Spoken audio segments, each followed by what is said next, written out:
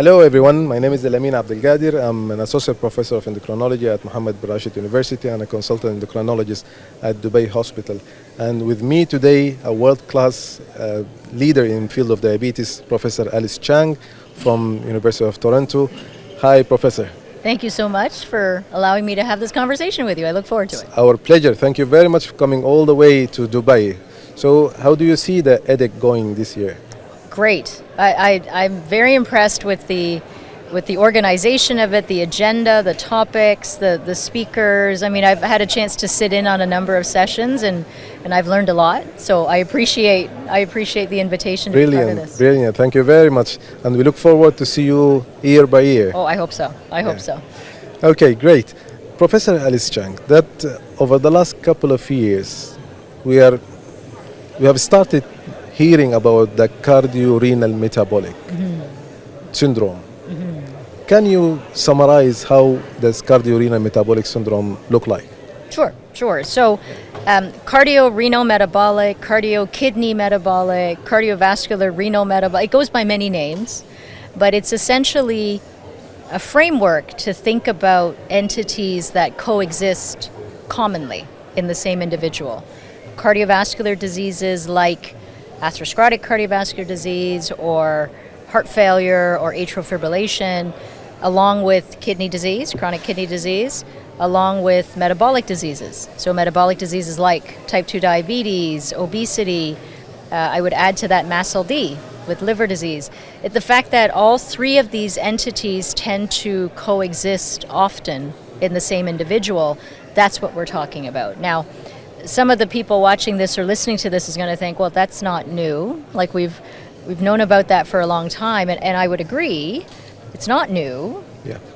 It's not new to endocrinologists. It's not new to diabetologists because we've always thought about the whole context. But I think for some of our other colleagues, it's a nice reminder that these things coexist in the same person. So if you see one, then you must go looking for the other one and trying our best to prevent and treat very early. Excellent. So you mean that the active surveillance for the other partners in the syndrome has to be the practice or the routine practice. Correct. For everyone. Correct. And it should be for everyone because like I said, I think in the diabetes space, we've always done that. We've always looked for the kidneys, always looked for the heart disease. But I don't know that our cardiology colleagues in a patient with heart failure was necessarily screening for diabetes or checking for urine albumin creatinine ratio. They probably were not until recent. So I think it's a very useful reminder that let's find the partners early because we can do something to help those people. Okay, that's great. So diabetes is no longer how much their fasting blood sugar or fasting blood glucose or the post-meal blood glucose. It's way beyond that. Way beyond that. I think recognizing it's the whole person that we're treating, and diabetes is just one part of an important part of what's happening, but they are at risk of so many other things, and we need to be proactive in those individuals. Yes, indeed, exactly. So, how does the high blood glucose lead to all this? Okay, that's a fantastic question because I would say that it's not the high blood glucose that leads to all of it. I would say that high blood glucose contributes to many of those components, but I actually think it's the foundation that's common amongst the cardio, the kidney, and the metabolic diseases. And that foundation, multifactorial, right? That foundation is adiposopathy, so abnormal fat producing being a very pro-inflammatory substance. I think it's genetics, it's environmental insults, it's common risk factors like hypertension, dyslipidemia. So I think it's almost, if you think of a tree, it's almost the roots of the tree are the same, and then you have the trunk and then different branches, and those different branches are cardio and kidney and metabolic. And hyperglycemia contributes to the cardiovascular risk and the kidney disease development, but it's by no means the only thing that causes those diseases, right? So I think it's common foundation, common roots with these branches coexisting, and then each branch then impacts the next branch. and then it becomes a vicious cycle. Excellent. So the common soil hypothesis. Yes, exactly. Excellent. Okay, so you've just mentioned that us, the diabetologists and endocrinologists, this is sort of our routine practice for many years. So how easy to implement this active surveillance for our colleagues in primary care, internal medicine, and other disciplines as well? I think it takes time. And it takes cooperation and collaboration and a lot of education, as always, to put everybody on the same page. Because I truly do believe it is all of our responsibilities to do that screening and to do the interventions that will alter the course. But we need to help each other out, right? Because if one person forgets to do something, the other person can also screen for things. So it's not just on our primary care colleagues. They have a lot more responsibilities than we do, right? So I don't think it's fair to expect them to do everything. However, I think we need to support each other and to remind each other, and that's where systems things are important, right? Whether they're checklists when you see individuals, reminders in the electronic medical record, but things within the system that will remind us, because relying just on the human is hard, because we have so many things to do and remember, that we should take advantage of technologies that will help to remind us. And I think we need to bring in the general public, because the onus is not just on the healthcare professionals to remember to do things. I think if the general public is educated about this, right? If there's television ads that say, if you have this, then do you know about these other things? So then they go to their doctor and say, hey, I heard about this. Should I get checked for these other things? So I think we need to actually involve all the players in the team, especially the people living with them. Interesting. And you've mentioned yesterday in your talk that now we are increasingly seeing this in non-diabetes professional society guidelines. You've mentioned that in other disciplines have already started concurring on this. Yes. Yes, and it's a beautiful thing. So the AHA, the American Heart Association, a few years ago in their presidential advisory, this was the topic they chose to focus on. And a beautiful, well-written manuscript and identifying stages of CKM, but with a cardiovascular focus, because their audience is cardiovascular. So the final stage being that of cardiovascular diseases. But very similarly, on an endocrine diabetes side, we could write something similar where the metabolic piece is most important. And it's often we will joke whether it should be cardio kidney metabolic or metabolic kidney cardio, or who goes first. The egg or the chicken. Right, exactly. But at the end of the day, the same individual who has one may develop the others. So our job is to catch them when they have one and then prevent them from getting the others. Fascinating. And I believe it's an exciting time that has brought the cardiologist, nephrologist, internist, and diabetologist to one round table. Mm-hmm. So we're speaking the same language now. Yes, absolutely. And I think in the future we would need to add hepatologists to the table, right? Because we are recognizing the importance of MASLD in this syndrome. So we need to add hepatologists, and I'm sure down the road we will probably be adding respirologists and pulmonologists with the obstructive sleep apnea piece. So I think it's a recognition of the underlying soil, the underlying roots, and all the different branches that may come, and we're all there to help that same patient. Excellent. So we'll be needing larger rooms for ET meetings. Larger rooms, definitely. Excellent, brilliant. Okay, so probably you agree with me, Professor Cheng, that when we started the diabetes medications, we didn't expect that we will sail so far. So most of the cardio-renal protective medications now, they were in the first place just to minimize the blood glucose. Yes. So how do we explain that those were initially were just glucose lowering agents, and now they are cardio-renal protective medications even in absence of hyperglycemia? Correct. And it's been fun to watch. I'm sure you would agree, right? Yes. Over the last number of years, it's been fun to watch. These were therapies, so namely SGLT2 inhibitors and the GLP-1 based medicines. They were born in the diabetes world, right? They were birthed in the diabetes space for the purpose of addressing hyperglycemia.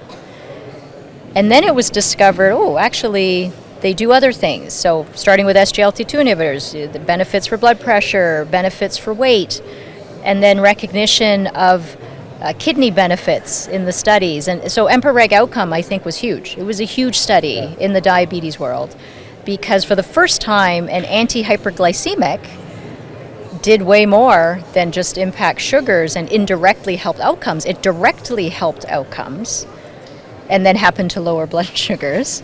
So it really was a big change, a big shift from what we had originally expected. But I would argue, though, that we've seen this before in medicine, right? So ACE inhibitors and ARBs were born in the hypertension world. They were designed to treat hypertension. And then initially we were told, do not use them in people with kidney disease because it's bad for the kidneys.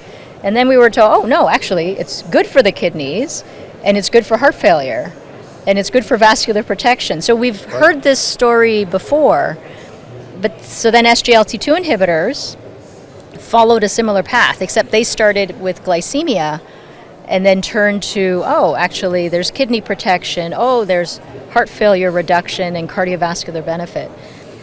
And then the GLP-1 receptor agonists, similar story in that it started in the glucose space, then in the weight management space, and then discovering the cardiovascular benefits of it with diabetes and even outside of diabetes in those with overweight. And then kidney protection in those with diabetes as well, and then a whole slew of other things that we're learning about the GLP-1 class. So it's been amazing to watch. And then in terms of the underlying why, I mean, that's always a fascinating question. I mean, the mechanism of action of the SGLT2s and the GLP-1s are very different, but impacting inflammation seems to be an important core piece to both. And then on the GLP-1 space, the reduction in adiposity seems to be an important part, visceral adiposity specifically. Yeah. So the inner fat is a bad one, right? It's the bad fat. Agreed. Yeah. And the subcutaneous fat is reasonably healthier than the visceral fat. Correct. Okay. I know you are a big advocate for the muscle D. Or the NAFLD in the earlier nomenclature. In your understanding, why the pace of acknowledging muscle D took much longer than acknowledging other cardio-renal metabolic? It's a great point. I think for the longest time, we all knew about fatty liver, but it was like, you have some fat on the liver. Like it was not a big deal. And then it became, actually, it could lead to cirrhosis. It can lead to fibrosis and cirrhosis. And then it's only in the last maybe 5-6 years that we're starting to see guidelines documents from ACE, from ADA, from sort of the endocrine diabetes world actually coming out and saying, no, we need to actively do something about it. And I think it, again, have to do with time and recognition and collection of the data to demonstrate from an epidemiologic perspective the strong relationship. Admittedly, I don't think it helped that the name kept changing, so that did not help. But now I think this name makes a lot of sense, and I think this name brings everybody in because it's metabolic dysfunction associated steatotic liver disease, right? So if it's metabolic dysfunction associated, okay, so this is not about alcohol, this is about metabolic dysfunction. It's about insulin resistance and obesity and perhaps hyperglycemia. And then I think now we also have therapies that, again, born in the diabetes space, like GLP-1 based medicines, which actually have biopsy-proven data to show changes in steatohepatitis or changes in fibrosis. So actually changing outcomes, not just making AST, ALT numbers change, but actually proven. So I think from a therapy perspective, there's now something that we use already in the diabetes world that can expand and also help. So that's probably why the conversation has really increased now. Okay. So now we can hit several birds with one stone. Yes, Great, multiple. Great. Since the time of Empiric, we've started sharing the statement that this is an exciting time to treat diabetes. Yes. And every year we renew this statement with the new discoveries. Yes. So now we have the single agonist, dual agonist, triple agonist is around the corner. Yes. Quadruple agonist probably also Yeah. on the way. So how do you see the future of this cardio-renal metabolics? We're getting more and more toys to play with, I guess is one way to describe it, right? It's exciting, and it's that whole field of, the current term is NUSH, right? So the nutrient-stimulated hormones, and better understanding of all the different ones, and it almost becomes a mix and match situation where we're going to need to figure out, for this person sitting in front of me, what are their biomarkers, their phenotype, their features, and how will that help me then help them decide which one to use? Because you're right, there's going to be many. Now, the reality of the world is that a lot of those decisions will be based on systems, based on funding, cost, access. But from a science perspective, I think we need to get deeper into precision medicine, where we could maybe, and this is what I'm imagining, one day we'll do blood tests, urine tests, stool samples, and send them to a lab, and they put it through probably an AI type of algorithm, and based on the biomarkers and their metabolomics and their gut microbiome, be able to tell us, oh, this person would benefit the most from an amylin agonist as well as GLP-1, or a GIP GLP-1, or 3 or 4 or 5. So I hope one day we'll get to that, because right now we're using our clinical acumen as best we can, and if this doesn't work, we'll try another one. But I'm hoping, I'm a big fan of Star Trek, so I'm hoping one day we'll just use a tricorder and I'll just go beep, beep, beep, beep, beep, beep, and then we'll be able to see, which one is best for you, because each person is going to respond differently. Personalized medicine. Truly personalized medicine. Wonderful. Looking forward to have this I know. clinical practice. It'll be fun. Oh, that's great. Okay, so now usually in the chronic diseases, we used to start with the stepwise approach in treatment. And now we're tackling more than one organ. Yes.